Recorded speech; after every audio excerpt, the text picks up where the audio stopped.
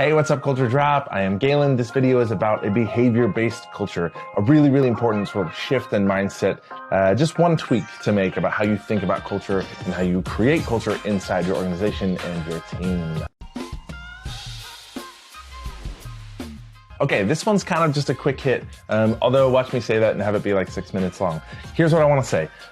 A lot of organizations, when it comes to culture, and this is just one tiny piece of culture, of course, a lot of you know that I do work with teams around culture and building culture, but one of the things that is the very first thing to unpack and sort of change when it comes to leaders and thinking about culture is the way that most organizations do culture now and like historically and like what they have in place is sort of like culture 1.0. They have a mission statement, a vision statement, and then a list of corporate values that are generally, and like no shade, no offense, but generally trust, integrity, respect, excellence, teamwork, fun, or some version of those somehow. Those are really ineffective in my mind because value-based culture, the idea to say, these are our values, this is what we believe, this is how we show up, doesn't work. It hasn't worked for years, only because it's not that those values aren't important or that they're not positive and that we don't want people to show up like that.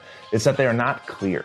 And so one of the shifts that I work with teams around doing is changing your mind from this like value-based culture, these loosely based concepts and ideas like trust or respect, and translating those into behaviors and to create a clear code of conduct for the organization that says not just this is what we believe, these are the values, this is what we like to sort of believe is true about ourselves, but these are the very specific behaviors that we hold ourselves and each other accountable to, that like this is how you're expected to show up, both in like how you approach your job and how you impact and treat other people on the team. So for example, this doesn't mean you have to take your list of values or what you have in terms of your culture and throw it out the window. It's like, if you have trust, integrity, respect, etc., like what do those look like in practice? And so one of the exercises to do is just to say, what are 4 examples or 3 examples or 5 examples of each of those values in practice? What does that look like, right? Because part of the problem with value-based culture is that those words don't mean the same thing to every single person. So for example,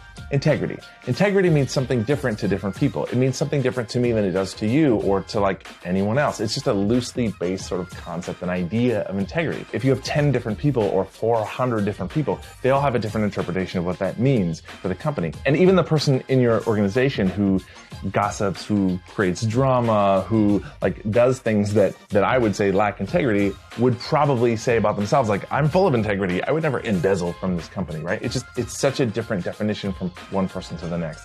An example of that is to say, well, integrity means that we don't badmouth or gossip about other people. If you have a problem with somebody else, you go right to that person, you go right to the source and you sort it out with them.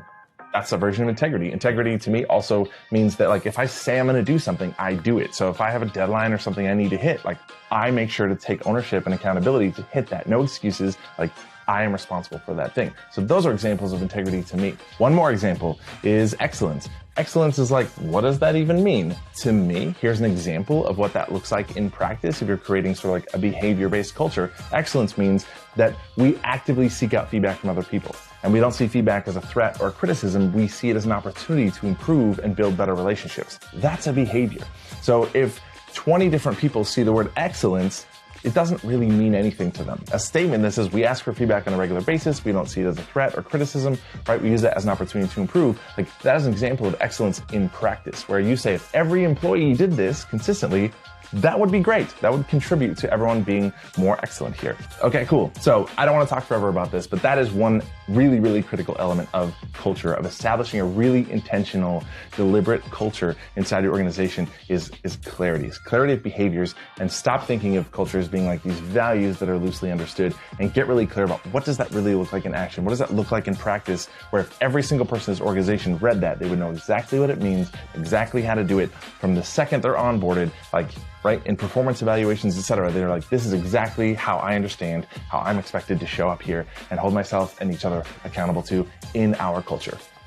Cool. That's it. One little snippet, little tidbit to like reframe as you are building culture, as you're thinking about culture inside your organization. Okay, go be awesome.